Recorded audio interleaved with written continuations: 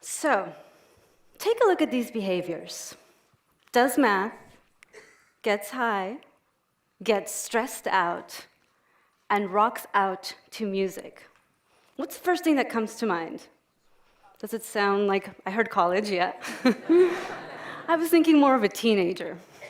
It does sound like a teenager, but what if I told you that your skin, take a look at it, that very colorful sheath covering your body, that your skin can perform all of these behaviors. Now, before I give you the skinny on the teenage-like behavior of skin, I want to show you how I got to examining the radical behavior of skin. It started during the economic recession, which is where I found myself in my first job, an unlikely time for a first job. So how did this happen? Well, there was an alarming trend. There was a rise in skin sensitivity, and that meant more people in the dermatologist's office and more people in the facialist's chair. And there was a rise in skin conditions like inflammatory conditions like eczema and psoriasis. And we didn't know exactly why, but a lot of people in the industry thought maybe it was the rise in stress, maybe it was a lifestyle thing, maybe it was pollution. But I wanted to know how. So when I started working in the skincare industry, I asked myself, how does something as globally extreme like the economy, how did that translate to something like a skin rash? You see, I'm a neuroscientist. And in studying the skin, I found that there was just as much neuroscience in studying the skin as there was in studying the brain.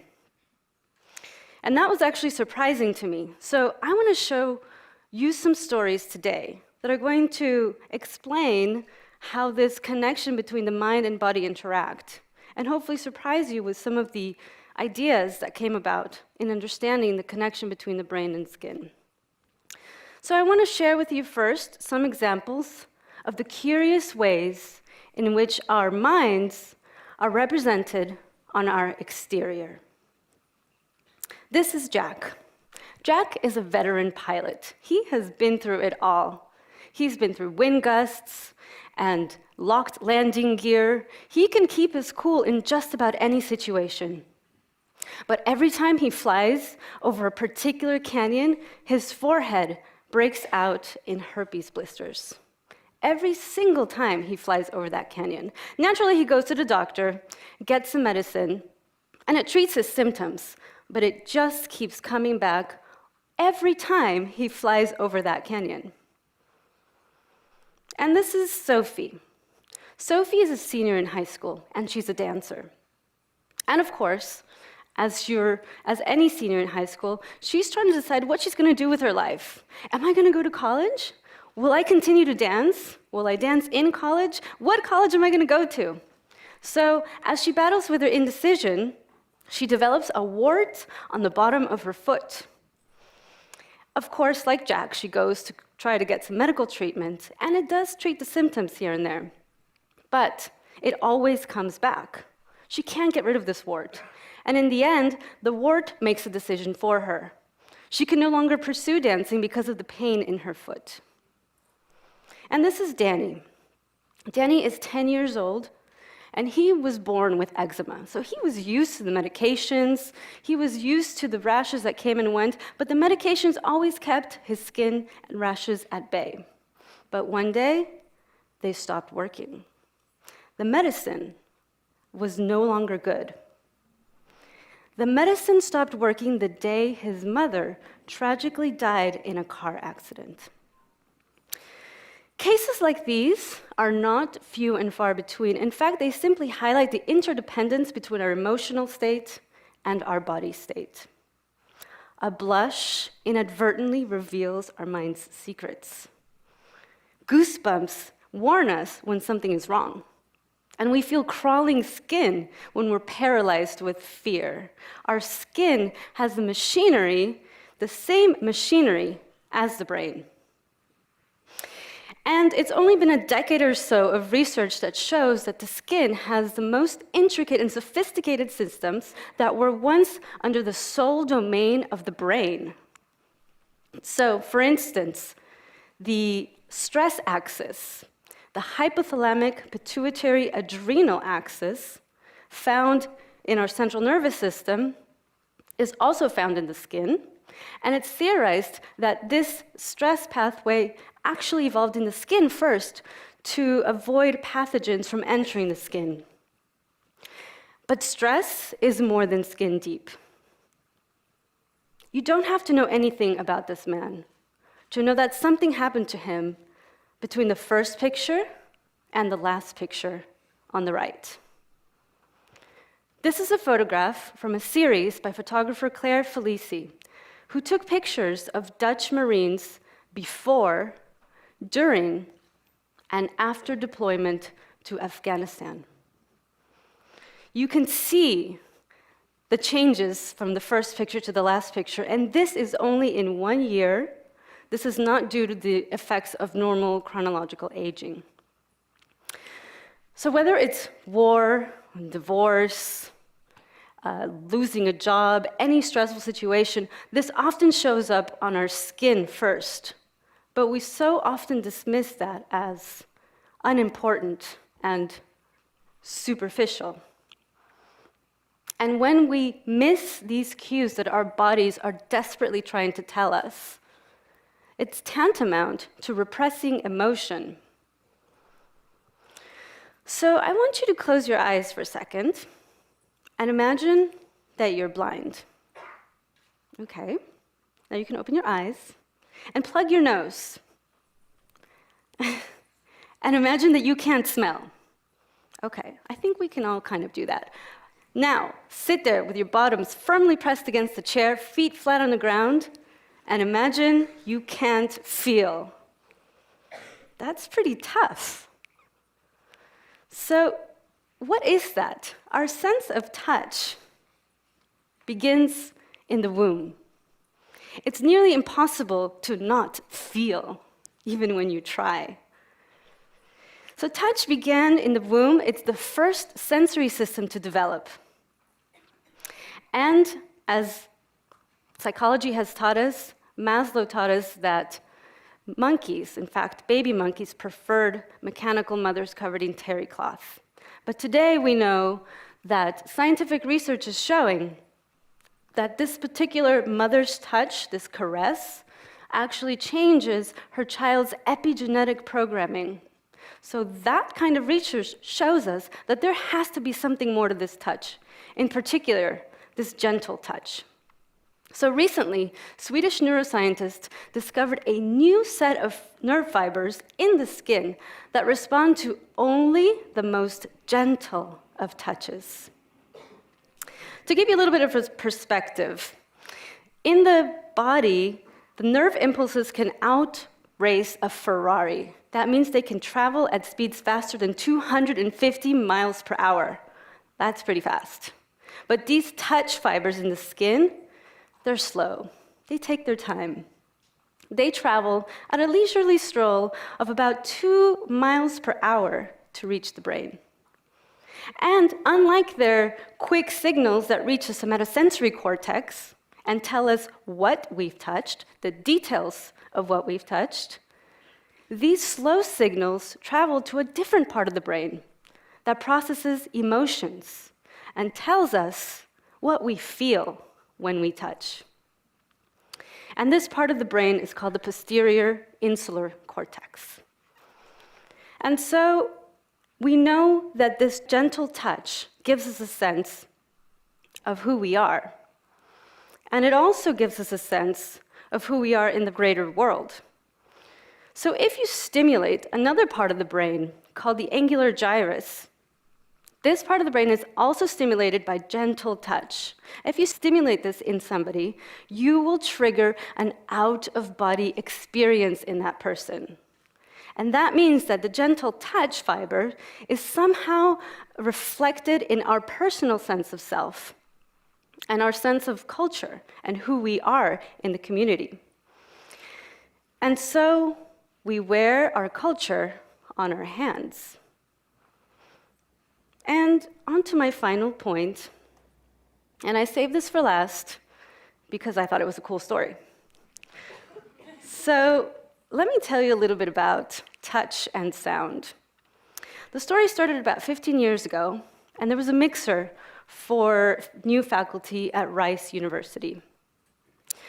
And at Rice University, there were new faculty, some of them were from all departments, and there was a neuroscientist, and the neuroscientist struck up a conversation with a philosopher about things like the fallibility of science and the way that the brain organizes and orchestrates all of the flood of sensory information that goes into the brain and puts it into a coherent perception. You know, simple things like that. So it turns out that the philosopher had suffered a stroke, and that had left her with a strange mixing of her senses. And at this point, the neuroscientist said, yeah, let's look at your brain. So in one experiment, she sat with her hands on the table and 2 rings, and the rings were dotted with electrodes, and these electrodes were transmitting some electrical pulses that followed a beep or a tone. And she had these in each of her middle fingers. So she had her hands down, and she was to hear the tone and then feel a little tingle on either hand, and she was to say which hand she felt the tingle in. But here's the rub. She kept feeling tingles even when they didn't deliver any electrical shock. And so, of course, the neuroscientist was very confused and said, we shock, she feels.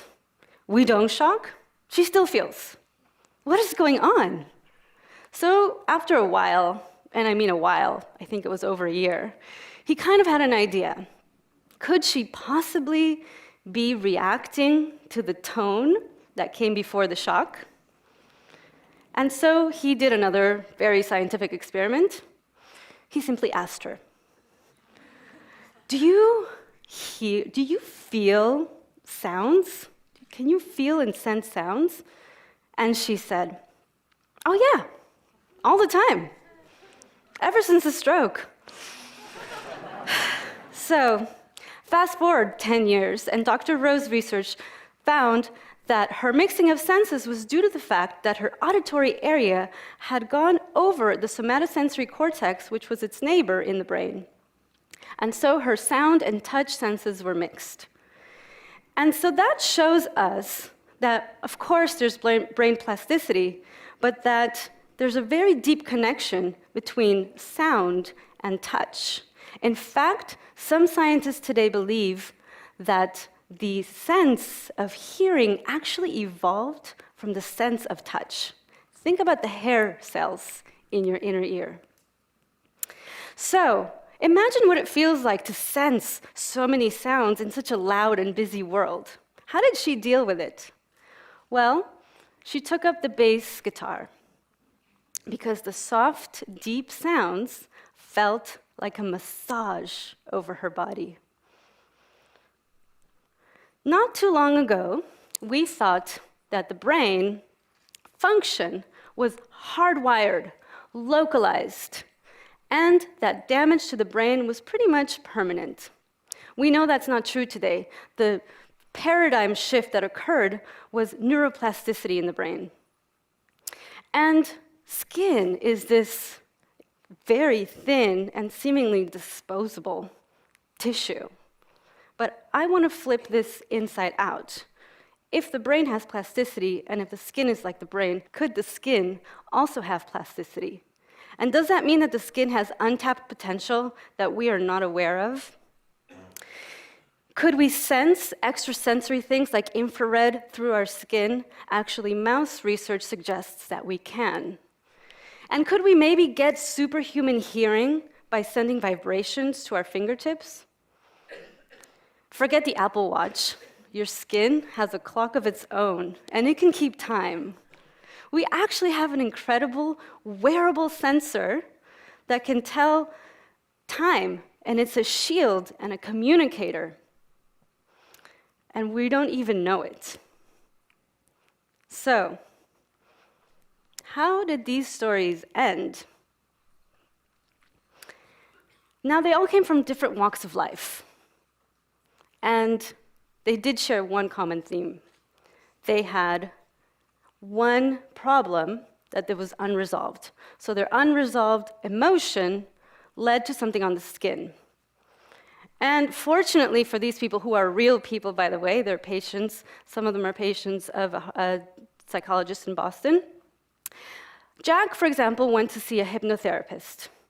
And in that, he revealed that his friend had actually died in that canyon.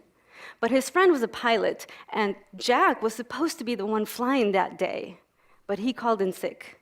And instead, his friend flew over that canyon, and he died. So Jack felt extremely, extremely guilty. And it wasn't until he was able to speak about his feelings in this way that his breakouts on his forehead never came back. Sophie also underwent hypnosis and revealed that her wart had been giving voice to something that she was afraid to do herself, which was to say, "I no longer want to dance." And after she understood that, her wart went away for good. And Danny went to see a psychodermatologist, and he also had a different form of therapy, cognitive behavioral therapy, and through this he was able to battle with the fact that his mother had died, and that made his skin worse, and after the therapies, 3 weeks later, his lesions healed.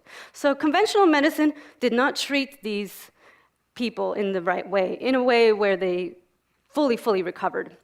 Conventional medicine treated the symptoms for a little bit, but it did nothing for the long term. Now, we can continue to put out little fires here and there, but it's not until you find the source of the problem where you can really get rid of your issue. So, I love the idea of the hummingbird effect. The hummingbird effect is something where an idea in one place strikes another idea, completely unrelated sometimes, in a totally different field. And in this case, do ideas and innovations unfold in this matter? And if they do, does the idea that the skin has a brain of its own unfold in this way? And could that trigger new discoveries in other areas, especially if we know that the skin could have untapped potential that we know nothing about yet? And so imagine how understanding these discoveries could change technology and medicine. 20 years ago, Dr. Michael Gershon revealed that there was a brain in the gut. Today, if you go to a grocery store, it's difficult to find a grocery store without probiotic drinks or probiotic supplements. And today, I'm telling you that the skin also has a mind of its own. And so, for decades, we've known that the brain controls the body. But if we now know that the body greatly influences the mind, and we see these in cases like the person that develops an actual clinical depression or anxiety due to a very visible disorder, or the anorexia patient that gets better after wearing a tight bodysuit, or the power one feels when they're wearing a white lab coat. Embodied cognition is not a new idea, but it's finally gaining steam in ways that doctors and therapists can finally implement. And so many people live disembodied nowadays. They tell you that they disconnect themselves from the body. But when we mind the body, we know our sense of self. And so, as these ideas unfold, it'll take some time for them to reach an everyday life. So I want to leave you with this: to listen to your skin. Thank you.